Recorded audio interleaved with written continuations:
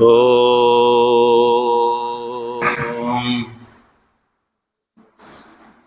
પૂર્ણમદઃ પૂર્ણમિદં પૂર્ણાત પૂર્ણમુદચ્યતે પૂર્ણસ્ય પૂર્ણમાદાય પૂર્ણમેવાવશિષ્યતે. ઓમ શાંતિ શાંતિ શાંતિ. શંકરં શંકરાચાર્યં કેશવં બાદરાયણં સૂત્રભાષ્ય કૃતૌ વંદે ભગવन्तૌ પુનઃ પુનઃ.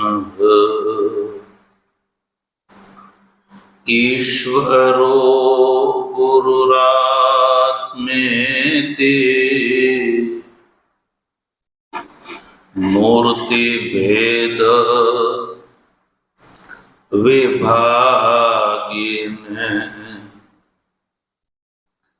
વ્યોમવદ્વ્યાપ્તદેહાય દક્ષિણા મૂર્તયે નમઃ. ઓમ શાંતિ શાંતિ શાંતિ.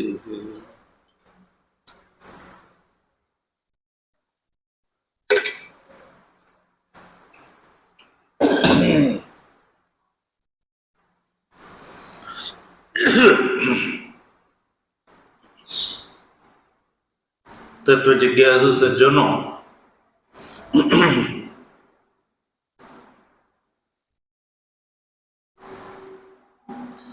ભગવાનની પ્રેરણાથી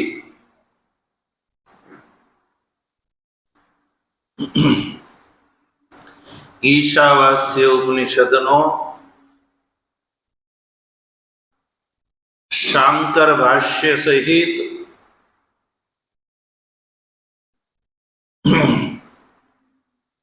સ્વાધ્યાયાત્મક વિચાર કરી રહ્યા છીએ ત્યારે સૌપ્રથમ આ ઉપનિષદના શાંતિ પાઠનો આપણે વિચાર કર્યો.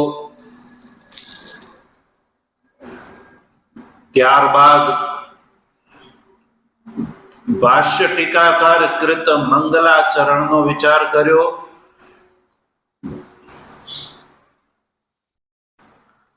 તદનંતર સંબંધ ભાષ્યનો વિચાર કરી રહ્યા છીએ. તો સંબંધ ભાષ્યમાં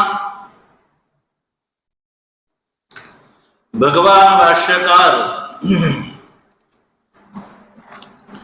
સૌ પ્રથમ આ ઉપનિષદના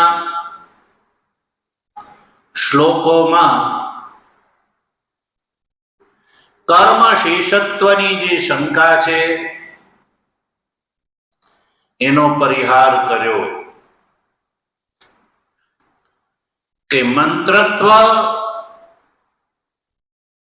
ને જોતા આ ઈશાદી મંત્રોનો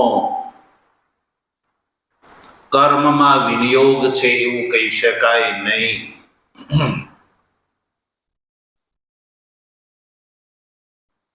પણ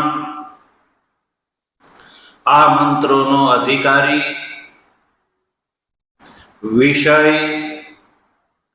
સંબંધ અને પ્રયોજન કર્મકાંડથી ભિન્ન છે. એટલે આ મંત્રો વ્યાખ્યેય છે, અને એટલે પણ વ્યાખ્યેય છે કે આ જે ઈશાદી મંત્રો જે કર્મનો શેષ નથી એવા આત્માના યાથાત્મ્ય સ્વરૂપના પ્રકાશન કરવા વાળા મંત્રો છે. અને યાથાત્મ્ય આ મંત્રોની અંદર બતાવ્યો છે, જેમ કે આત્મા શુદ્ધ છે, અપાપવિદ્ધ છે, એક છે, નિત્ય છે, સર્વગત છે, અશરીરી છે ઇત્યાદિ આ ઉપનિષદના 8મા મંત્રમાં બતાવેલું છે.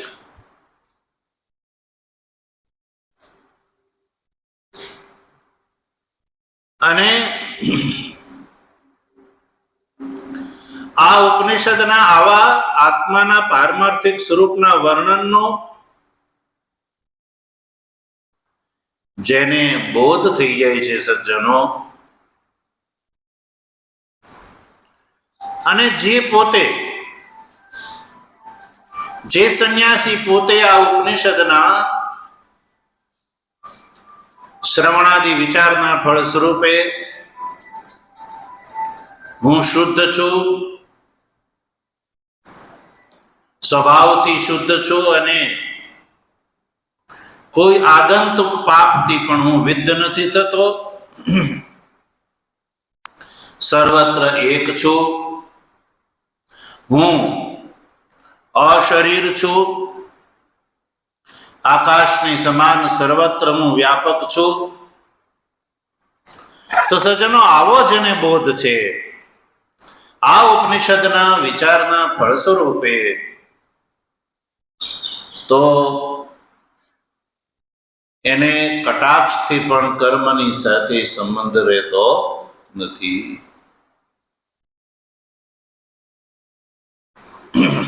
અને એટલું જ નહીં,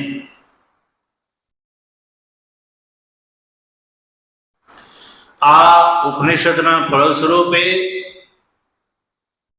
જે આત્માના સ્વરૂપની જે આપાત પ્રતિપત્તિ, એ આપાત પ્રતિપત્તિ જે છે એ કર્મની પ્રવૃત્તિને નિરુદ્ધ કરવા વાળી છે. તો જેને આત્માનો સાક્ષાત બોધ થઈ ગયો,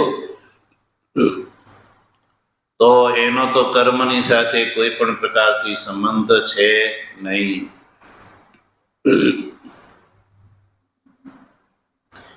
બીજી વાત સજ્જનો એ છે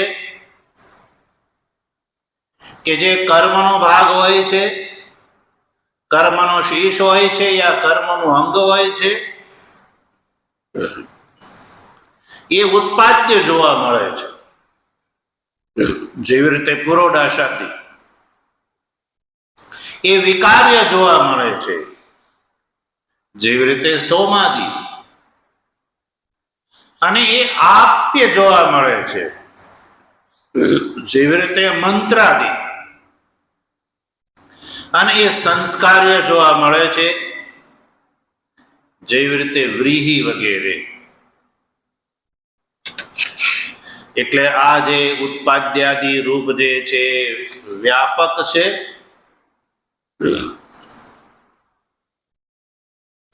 વ્યાપકની વ્યાવૃત્તિ થઈ જાય તો કર્મ શેષત્વ રૂપ જે વ્યાપ્ય છે એની પણ વ્યાવૃત્તિ આપોઆપ થઈ જાય છે.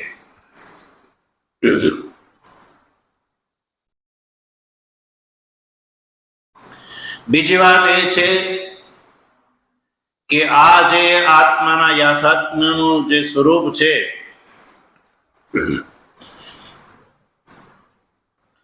એ કર્તૃરૂપ પણ નથી અને ભોક્તૃરૂપ પણ નથી. કે જેથી કરીને એ કર્મનો ભાગ યા કર્મનો શેષ હોય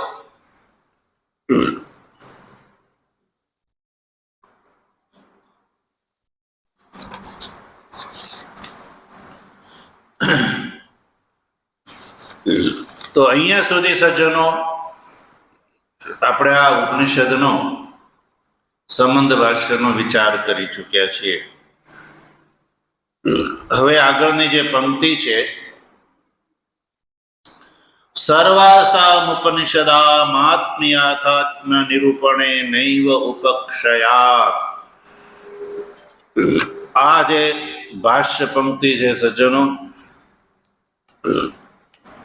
એનો વિચાર આજે આપણે કરીશું. ભાષ્યકાર એવું કહે છે કે સર્વાસામ ઉપનિષદા એટલે જેટલા બધા ઉપનિષદ છે સજ્જનો, એ બધા ઉપનિષદનો ઉપક્ષય એટલે તાત્પર્ય અવસાન એ આત્માના યાથાત્મ સ્વરૂપનું નિરૂપણ કરવામાં જ છે. ઉપનિષદની અંદર આત્માના યાથાત્મ સ્વરૂપના વર્ણનથી અતિરિક્ત બીજું કોઈ પણ પ્રકારનું વર્ણન નથી. ઈશાદી આગળ કટ પ્રશ્ન કેન મુંડક માંડુક્ય તૈતરીય એતરેય છાંદોગ્ય બૃહદારણ્ય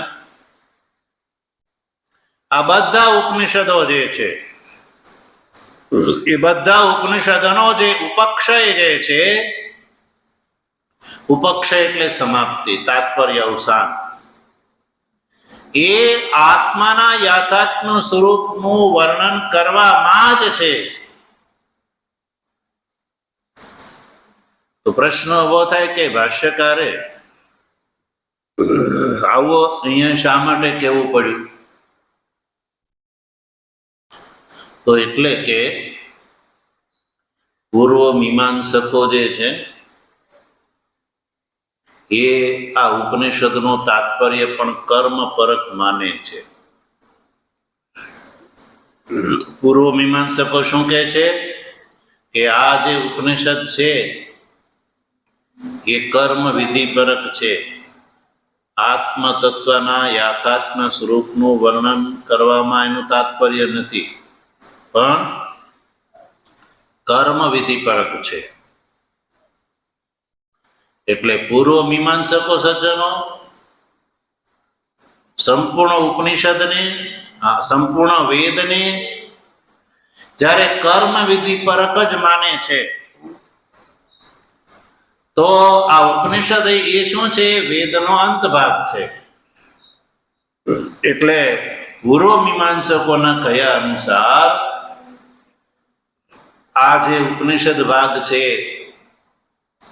એ વેદનો જ અંતર્ગત ભાગ છે.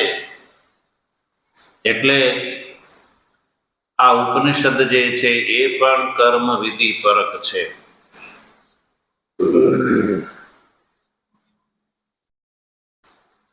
એટલે એક જે છે, એક ગ્રંથનું તાત્પર્ય એક જ હોય છે, બે હોતા નથી. સંપૂર્ણ વેદનું તાત્પર્ય એક જ હોય છે. એક વાક્ય એક જ અર્થને બતાવતો હોય છે, બે અર્થને નહીં. અને જો બે અર્થને બતાવતું હોય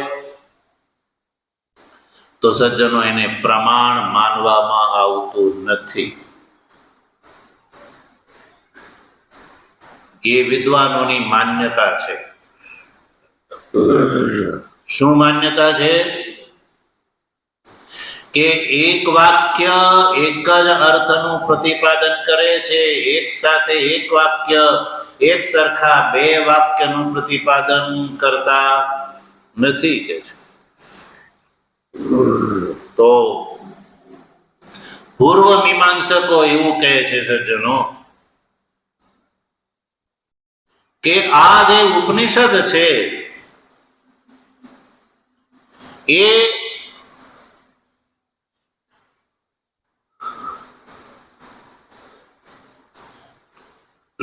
પૂર્વ મીમાંસકના આચાર્ય ભગવાન સૂત્રકાર આચાર્ય જૈમિનીજી ધર્મસૂત્રની અંદર બતાવે છે કે આમનાયસ્ય ક્રિયાર્થત્વાદ અનર્થક્ય મ તદર્થા નામ, કે સંપૂર્ણ આમનાય ક્રિયાપરક છે અને જે ક્રિયાપરક નથી એ અનર્થક છે.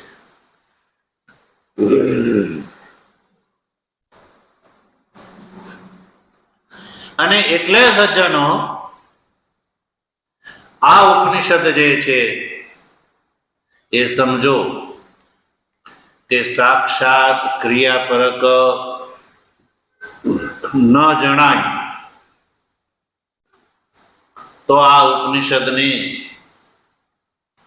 જપ પરક માનવું જોઈએ.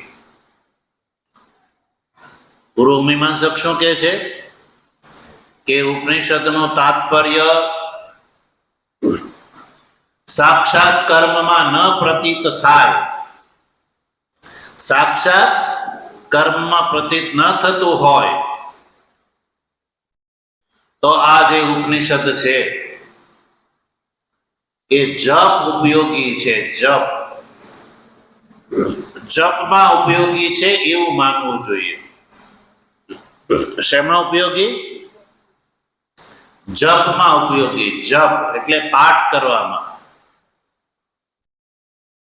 એટલે પૂર્વ મીમાંસક એવું કહે છે કે ઉપનિષદ છે એ જપમાં ઉપયોગી છે, એટલે જપમાં એનું તાત્પર્ય છે.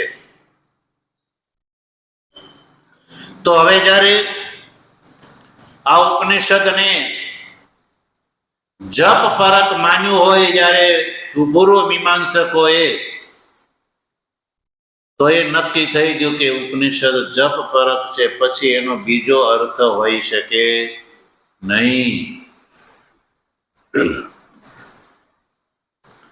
હવે સિદ્ધાંત એવું કહે છે કે આ ઉપનિષદ એ આત્માના યાથાત્મ સ્વરૂપનું વર્ણન કરે છે. આત્માના યાથાત્મ એટલે પારમાર્થિક સ્વરૂપનું વર્ણન કરે છે. પૂર્વ મીમાંસક એવું કહે છે કે નહીં, આ ઉપનિષદનો તાત્પર્ય જપ પરક છે. જપ કરવામાં એટલે કે પાઠ કરવામાં.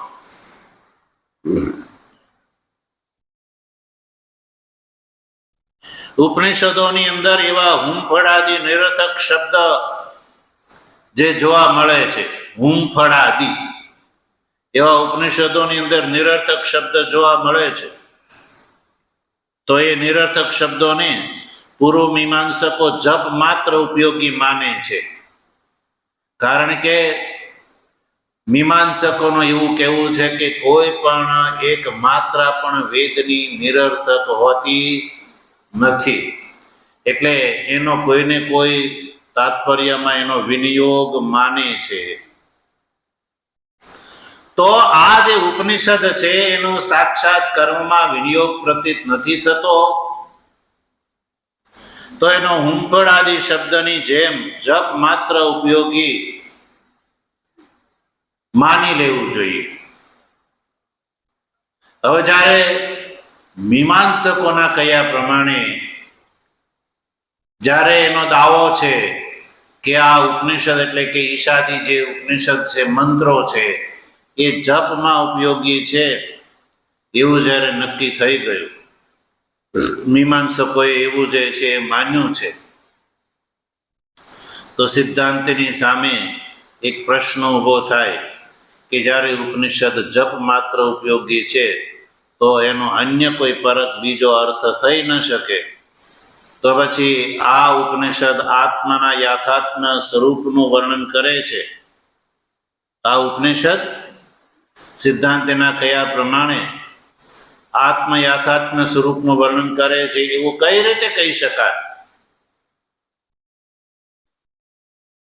કે જેનો એકવાર અર્થ સ્થાપિત થઈ ગયો એનો બીજો અર્થ ઘટતો મીમાંસકોના અનુસાર આ ઉપનિષદનો અર્થ જપ ઉપયોગી થઈ ગયો કે આ કેવલ જપ માટે છે. તો પછી આ ઉપનિષદ આત્માના પારમાર્થિક સ્વરૂપનું વર્ણન કરે છે એવું કહી શકાય નહીં સજ્જનો.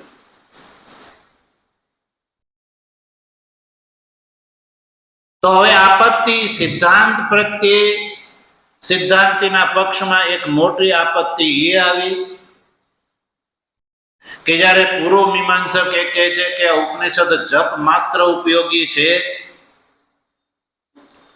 તો પછી હવે સિદ્ધાંતિનો જે કહેવું છે કે આ ઉપનિષદ આત્માના પારમાર્થિક સ્વરૂપનું વર્ણન કરે છે, એ વાત જે છે એને છોડવાની આપત્તિ આવી પડી. કારણ કે દાખલા તરીકે એક સીટ હોય તો એની ઉપર બે વ્યક્તિ બેસી શકે?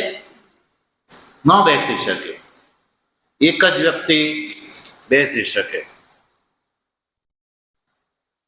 રિઝર્વેશન જેને કરાયું હોય ને એ વ્યક્તિ એ સીટ ઉપર બેઠો હોય ને બીજો આવીને એમ કે ખાલી કર, આ સીટ મારી છે. તો તમે કહેશો કે ભાઈ તારી ક્યાંથી? મેં તો રિઝર્વેશન કરાવેલું છે, આ સીટ મારી છે. પેલો આવીને ગમે એટલી માથાકૂટ કરે તો તમે એને ટિકિટ બતાડશો કે ભાઈ જો આ ટિકિટ જોઈ લે, નંબર જોઈ લે, સીટ નંબર જોઈ લે, બર્થ નંબર જોઈ લે. તારી ભૂલ થાય છે, આ સીટ તારી નથી પણ આ મારી છે. તો સજ્જનો, રેલવે એક જ સીટ બે વ્યક્તિને ફાળવે?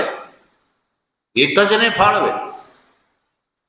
એટલે જેની સાથે જેનો નંબર વગેરે મેળ ખાઈ જાય તો ટીસી પણ આવીને એ જ વ્યક્તિને એ સીટ ફાળવે કે જેના નામ સાથે જોડાણેલી હોય. બીજા વ્યક્તિને કે ભાઈ આ સીટ તારી નથી, એટલે એક જ વ્યક્તિ એક સીટ ઉપર બેસે. તો સજ્જનો, એવી રીતે આ ઉપનિષદ પૂર્વ મીમાંસક કહે છે કે આજનો તો કેવલ જપ માત્ર ઉપયોગ છે, એ સિવાય બીજો કોઈ ઉપયોગ યા બીજા કોઈ પદાર્થમાં આ ઉપનિષદ પ્રમાણ નથી. તો હવે સિદ્ધાંતિ કહે છે કે ઉપનિષદ આત્માના પારમાર્થિક સ્વરૂપનું વર્ણન કરે છે, એ વાત છોડવાની આપત્તિ આવી. હવે સજ્જનો, આત્માના પારમાર્થિક સ્વરૂપનું વર્ણન કરવામાં એકમાત્ર પ્રમાણ એ આ ઉપનિષદ છે. આત્માના પારમાર્થિક સ્વરૂપનું વર્ણન કરવામાં કે આ આત્મા શુદ્ધ છે, અપાપ વિદ્ધ છે, એક છે, નિત્ય છે, અશરીરી છે, સર્વગત છે, એવું આ ઉપનિષદ આત્માના સ્વરૂપનું વર્ણન કરે છે, એવું જે આ સિદ્ધાંતિ કહે છે, તો એ વાત સાબિત ન થઈ. કારણ કે પૂર્વ મીમાંસક શું કહે છે કે આ ઉપનિષદ આત્માના શુદ્ધત્વાદી સ્વરૂપનું પ્રતિપાદન નથી કરતી, પણ જપ માત્ર ઉપયોગી છે. તો હવે આત્માના પારમાર્થિક સ્વરૂપનું વર્ણન જે છે, આત્મા શુદ્ધ છે, એક છે, અપાપ વિદ્ધ છે, એ આત્માના આવા સ્વરૂપનું વર્ણન માં પ્રમાણ એકમાત્ર આ ઉપનિષદ છે. ભાઈ, એકમાત્ર ઉપનિષદ છે. અને આત્માનું આવું સ્વરૂપ પ્રત્યક્ષ, અનુમાન, ઉપમાન, શાબ્દ, અર્થાપત્તિ અને અનુપલબ્ધિ, આ વેદાંતમાં 6 પ્રમાણ માન્યા છે ને સજ્જનો. તો આ 6 માંથી એકેય પ્રમાણથી આત્મા શુદ્ધ છે, અપાપ વિદ્ધ છે, એક છે, નિત્ય છે, સર્વગત છે, એ પ્રત્યક્ષ આદિથી તો સાબિત કરી શકાય એમ નથી. આત્મા શુદ્ધ છે, અપાપ વિદ્ધ છે, એ પ્રત્યક્ષ પ્રમાણથી જાણી શકાય એમ નથી. અપ્રત્યક્ષ પ્રમાણથી જાણી શકાય એમ નથી. એટલે અનુમાનની પ્રવૃત્તિ તો પ્રત્યક્ષ પૂર્વકની હોય છે, વ્યાપ્તિ ગ્રહ પૂર્વકની હોય છે. તો પછી એટલે જ અનુમાનનો પણ વિષય નથી. આત્મા શુદ્ધ છે, અપાપ વિદ્ધ છે, એક છે, સર્વગત છે, નિત્ય છે, એ વાત પ્રત્યક્ષ પ્રમાણથી સાબિત નથી થતી. અને એટલે જ અનુમાનથી નહીં, એટલે જ ઉપમાનથી નહીં, અને એટલે જ શબ્દથી, અર્થાપત્તિ, અનુપલબ્ધિ, કોઈ પણ પ્રમાણથી આત્માના આ સ્વરૂપને જાણી શકાય એમ નથી. અને એકમાત્ર ઉપનિષદ પ્રમાણની વાત છે, તો એ ઉપનિષદ પ્રમાણિત, એ તો જપમાં ઉપયોગી છે. ઉપનિષદ તો જપમાં ઉપયોગી છે. એટલે સિદ્ધાંતિનો જે આત્મા છે, જે શુદ્ધ છે, એક છે, અપાપ વિદ્ધ છે, એ અન્ય કોઈ પ્રમાણથી તો પ્રમાણિત છે જ નહીં. એકમાત્ર ઉપનિષદ છે, એ તે પૂર્વ મીમાંસક છે, એ તો જપ માત્રમાં ઉપયોગી છે.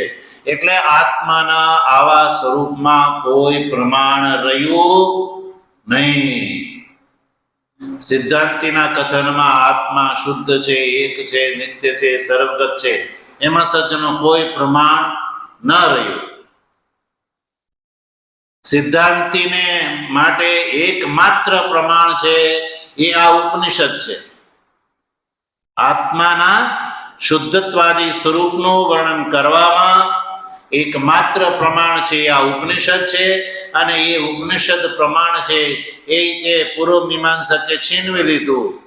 ખરું? છીનવી લીધું અને કહે છે કે એ તો જપ માત્ર ઉપયોગી છે. શા માટે? જપ માત્ર. અને એક જ તાત્પર્ય હોય, એક વાક્યના બે તાત્પર્ય હોતા નથી. જપ ઉપયોગી છે, એ તાત્પર્ય બેસી ગયું, તો પછી આ ઉપનિષદ આત્માના યથાર્થ સ્વરૂપનું વર્ણન કરે છે, એ કહેવું યોગ્ય નથી સજ્જનો. એટલે ભાષ્ય ટીકાકાર સજ્જનો આવી શંકા ઉઠાવે છે. એટલે હવે સિદ્ધાંતિ છે સજ્જનો આ વાતનો ઉત્તર આપે છે. અને એ વાતના ઉત્તરમાં ભગવાન ભાષ્યકારનું આ વાક્ય છે, સર્વાસામ ઉપનિષદામ આત્મયાથાત્મ નિરૂપણેન એવ ઉપક્ષયાત. સિદ્ધાંતિ કહે છે કે જો ભાઈ, કેવલ આ જ ઉપનિષદની વાત નથી. માની લો કે આ ઈશાવાસ્ય ઉપનિષદ જે છે, એ જપ માત્રમાં ઉપયોગી હોય. આ ઉપનિષદ ને માની લઈએ કે જપ માત્રમાં ઉપયોગી છે, અને જપ માત્રમાં ઉપયોગી છે એટલે તમે કહો છો કે આ ઉપનિષદ આત્માના યથાત્મનું સ્વરૂપનું વર્ણન કરે છે, એ કેવું યોગ્ય નથી. તો એવું તો નથી કે કેવળ આ જ ઉપનિષદ છે, બીજા બધા ઉપનિષદો છે સજ્જનો, એ તો આવા આત્માના યથાત્મ સ્વરૂપનું જ વર્ણન કરે છે. ઈશાદીથી અતિરિક્ત બીજા ઉપનિષદો છે, એ આત્માના યથાત્મ સ્વરૂપનું વર્ણન કરે છે. અને એટલે જ આ પણ ઉપનિષદ છે.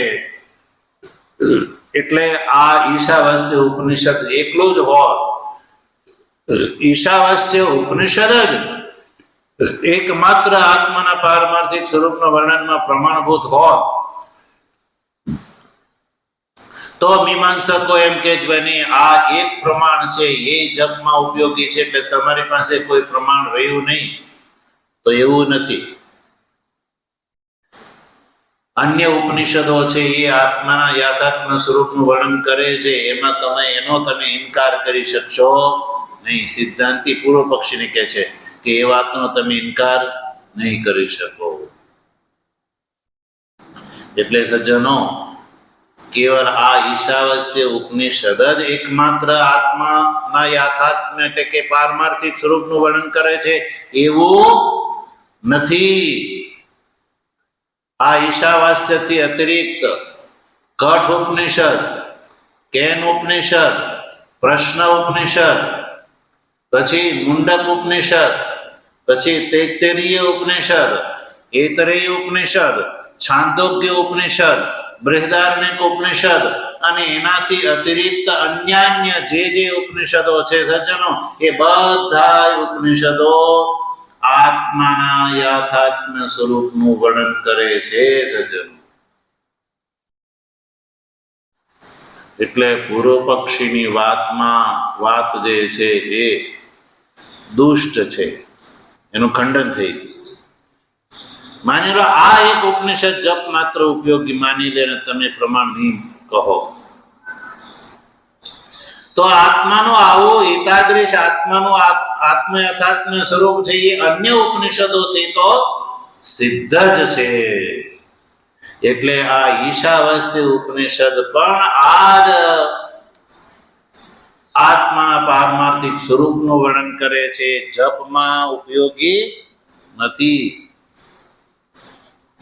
તો સજ્જનો, જે આત્માના પારમાર્થિક સ્વરૂપનું વર્ણન કરે છે એ વાત જ્યારે સાબિત થતી હોય તો એને જપ માત્રમાં ઉપયોગી માનવું એ યોગ્ય નથી.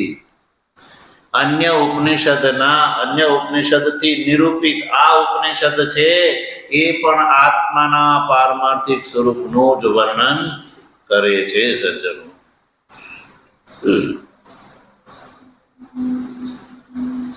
એના જેવી વાત છે સજ્જન.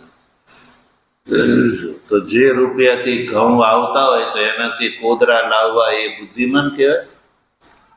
એ બુદ્ધિમત્તા કહેવાય નહીં. એમ આ ઉપનિષદ છે, જ્યારે એ સાબિત થાય છે કે આત્માના પારમાર્થિક સ્વરૂપનું વર્ણન કરવા વાળું છે, તો એને જપ ઉપયોગી છે એવું માની શકાય નહીં. સિદ્ધાંતિ કહે છે કે આ અમે કોઈ દુરાગ્રહથી નથી કહેતા. આ વાત દુરાગ્રહથી નથી કહેતા, પણ આચાર્યો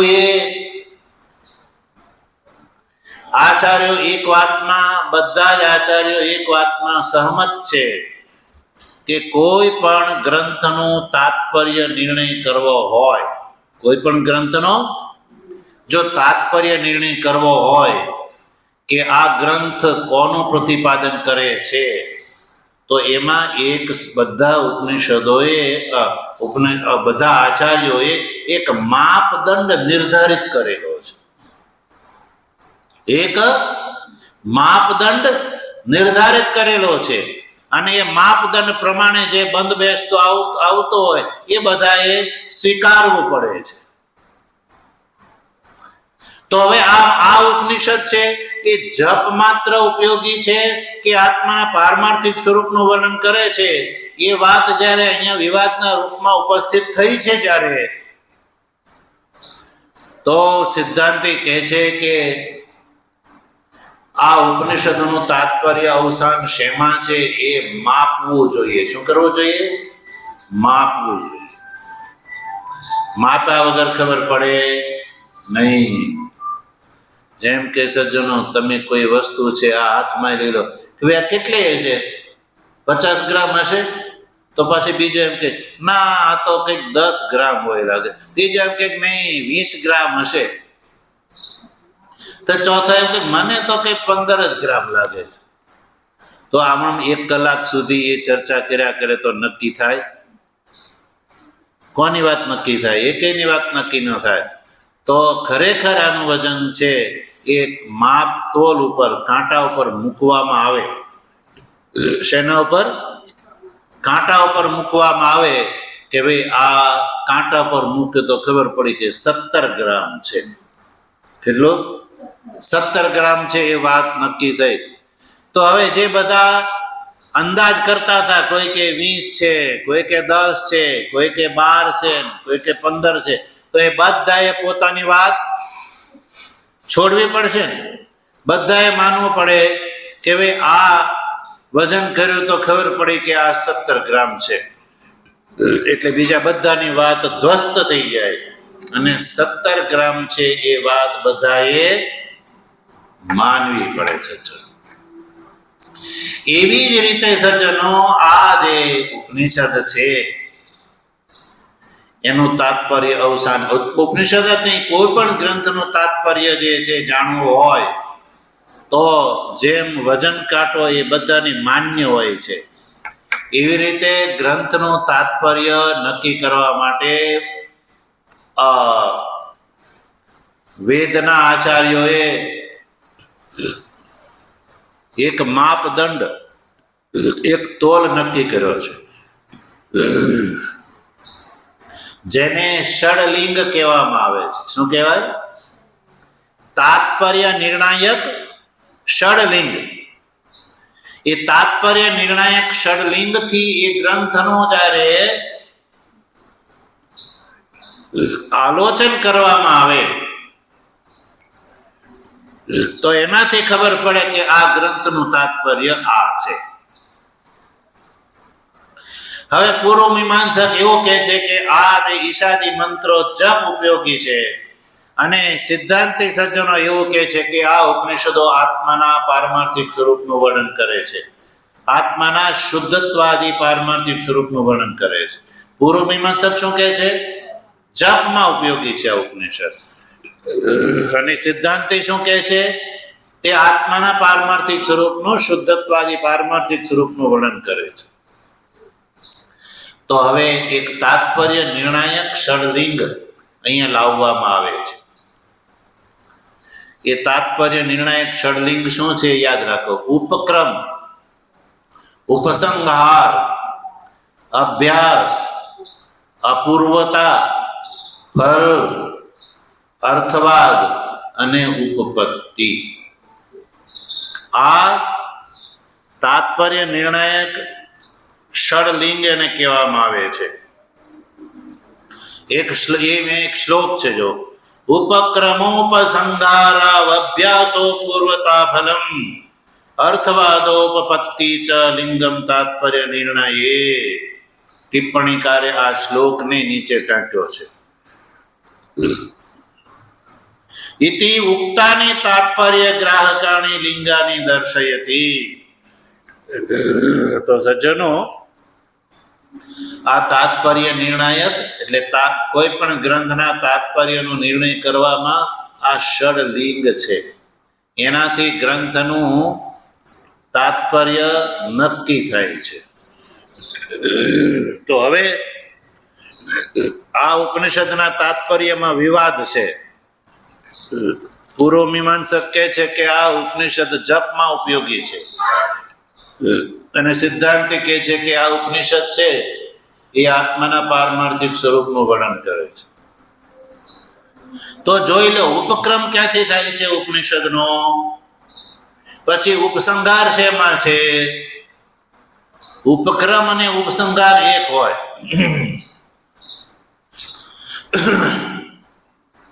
તો ઘટાવે છે.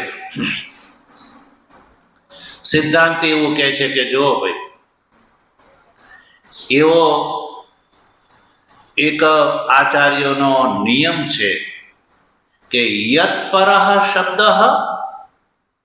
સશબ્દાર્થ. શબ્દ જે પરક હોય છે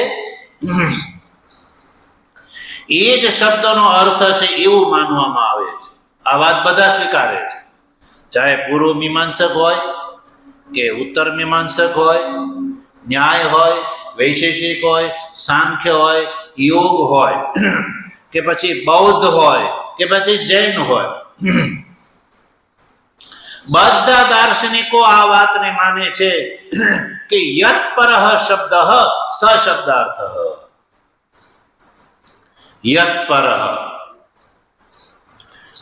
શબ્દ જે તાત્પર્યક શબ્દ હોય, શબ્દ જે તાત્પર્યક હોય એ જ એ શબ્દનો અર્થ માનવામાં આવે છે. બીજો એનો અર્થ હોતો નથી સજ્જન. જેમ કે ઘટ શબ્દ આપણે બોલ્યા, શું બોલ્યા? ઘટ. ઘટ ઘટમ આનય એવું વૃદ્ધે કહ્યું ઘટમાનય. તો સાંભળવા વાળો કે છે કે આ મારી પાસે ઘડો મંગાવે છે. શું મંગાવે છે? ઘડો. તો સાંભળવા વાળાએ ઘટમ આનય એ વાક્યમાં ઘટ શબ્દનો જે પ્રયોગ કર્યો છે, તો એ ઘટ શબ્દનો અર્થ એટલે ઘટ શબ્દનો તાત્પર્ય શેમાં છે કે કંબુ ગ્રીવાદિમાન પૃથ્બુધનોદરાકાર એવા અર્થમાં, એટલે કે જેનું ગળું સાંકડું છે, જેનું પેટ મોટું છે, એવો જે અર્થ છે એ અર્થ ઘટ શબ્દનો છે. એટલે ઘટ શબ્દ કહેતાની સાથે 1000 વ્યક્તિ બેઠા હોય તો 1000 વ્યક્તિ સમજી જશે કે આ જે ઘટ શબ્દનો પ્રયોગ અમને કર્યો છે એ ઘટ શબ્દનો અર્થ પાણિયારે જે પાણી ભરીને મૂકવામાં આવે છે, જેના દ્વારા સંગ્રહિત પાણી આપણે આખો દિવસ પીએ છીએ, એ ઘડા માટે છે, અન્ય કોઈ માટે નથી. એટલે ઘટ શબ્દના પ્રયોગ થતા જ બધા જ મનુષ્યો જે છે એ ગળું જેનું સાંકડું છે, પેટ જેનું મોટું છે, એવા અર્થને જ સમજે છે. કોઈ ઘટ શબ્દનો અર્થ પટ સમજતા નથી. એટલે ઘટ શબ્દ જેના પરક છે ને એ જ ઘટ શબ્દનો અર્થ છે. એટલે કે યત પરઃ શબ્દ સ શબ્દાર્થ ઇતિ મીમાંસા પ્રસિદ્ધે. આ વાત મીમાંસકો જ માને છે. મીમાંસકો એટલે જે આ ઉપનિષદને જપ પરક આગ્રહી છે એ. મીમાંસામાં આ વાત પ્રસિદ્ધ છે. અને આ પ્રસિદ્ધિના કારણે બધા જ ઉપનિષદો જે છે એનો એકાત્મ શુદ્ધત્વ પાપ વિદ્ધત્વ આદિની અંદર જ જ્યારે તાત્પર્ય દેખાય છે, બધા ઉપનિષદનું તાત્પર્ય આ મીમાંસાના જ લખેલા નિયમ પ્રમાણે, કોના? મીમાંસાના જ લખેલા નિયમ પ્રમાણે. જે મીમાંસક આ ઉપનિષદનો તાત્પર્ય જપ પરક માને છે એ જ મીમાંસક એવું કહે છે કે યત પરઃ શબ્દ સ શબ્દાર્થ. જ્યારે મીમાંસા પોતે જ આ પોતાના મુખથી બોલે છે તો આ નિયમ પ્રમાણે બધા જ ઉપનિષદોનો જે છે તાત્પર્ય એકાત્મે. એટલે શુદ્ધત્વાદી પરક જ જ્યારે ઉપનિષદનું તાત્પર્ય સાબિત થાય છે સજ્જનો, તો પછી એને જપ ઉપયોગી છે એવું કહી શકાય નહીં. મીમાંસકોના જ દ્વારા આ વાતનો ઉત્તર પ્રદાન કરાવડાય. મીમાંસક પોતે જ જે વાતને કહે છે કે યત પર શબ્દ સ શબ્દાર્થ, એ વાત મીમાંસક જ માને છે. તો ઉપક્રમ ઉપસંગાર અભ્યાસ અપૂર્વતા ફલ તાત્પર્ય અર્થવાદ અને ઉપપત્તિ, આ તાત્પર્ય નિર્ણાયક ષડલિંગ દ્વારા જ્યારે આ ઉપનિષદનો જે અર્થ છે સજ્જનો એ શુદ્ધત્વ પાપ વિદ્ધત્વ આદિની અંદર જ જોવા મળે છે તાત્પર્ય નિર્ણાયક ષડલિંગ દ્વારા, તો પછી આ ઉપનિષદ છે એ જપમાં ઉપયોગી છે એવું મીમાંસક કહી શકે નહીં સજ્જનો.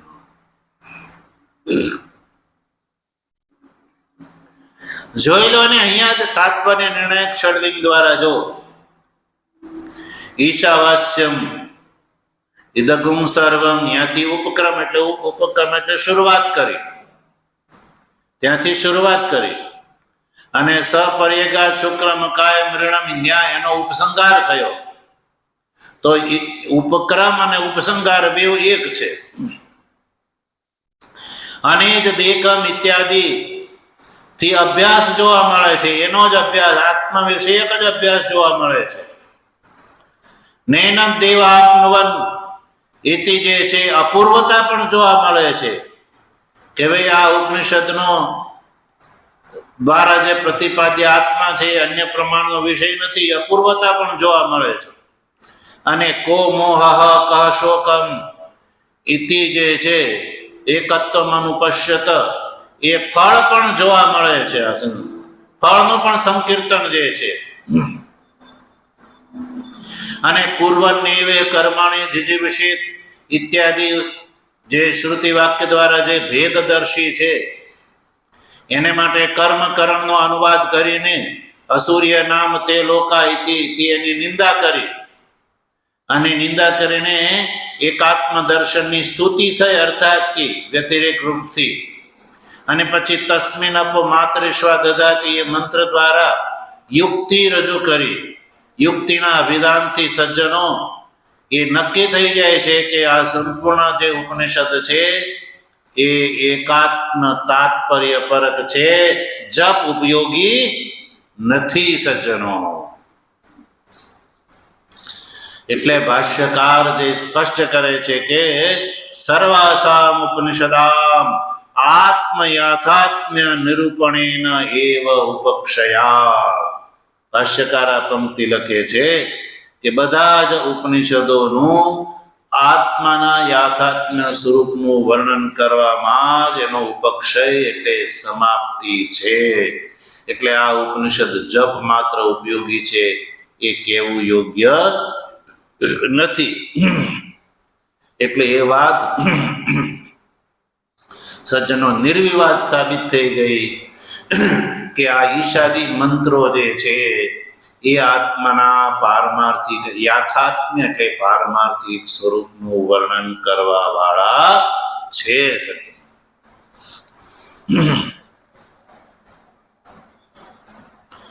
તો સજ્જનો આજે આપણે આ એક જ પંક્તિ નો વિચાર કરી શક્યા. ભગવાનની કૃપા છે તો આગળ આ જ વાતના સમર્થનમાં ભગવાન ભાષ્યકાર અન્ય ગીતાદી જે મોક્ષ ધર્મ છે એને પણ આ આત્મપરક સાબિત કરે છે, માને છે. એટલે શ્રુતિ, સ્મૃતિ અને સૂત્ર આ ત્રણેય ગ્રંથ આત્માના શુદ્ધત્વાદી પારમાર્થિક સ્વરૂપનું વર્ણન કરવા વાળા છે. એટલે આ વાત પ્રમાણભૂત છે. એટલે કોઈ અધિકારી, મુમુક્ષુ અધિકારી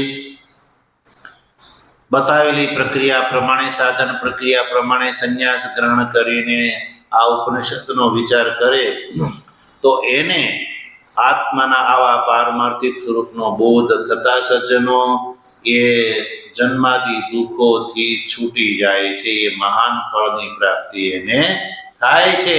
આ કલ્પના નથી પણ વાસ્તવિક છે. ઓમ પૂર્ણમદ પૂર્ણમિદં પૂર્ણાત પૂર્ણમુદચ્યતે પૂર્ણસ્ય પૂર્ણમાદાય પૂર્ણમેવાવશિષ્યતે. ઓમ શાંતિ શાંતિ શાંતિ. શંકરં શંકરાચાર્યં કેશવં બાદરાયણં સૂત્રભાષ્ય કૃતૌ વંદે ભગવन्तૌ પુનઃ પુનઃ. ઈશ્વરો ગુરુરાત્મેતિ મૂર્તિભેદ વિભાગિને વ્યોમવદ્વ્યાપ્ત દેહાય દક્ષિણામૂર્તયે નમઃ. ઓમ શાંતિ શાંતિ શાંતિ. સદગુરુદેવ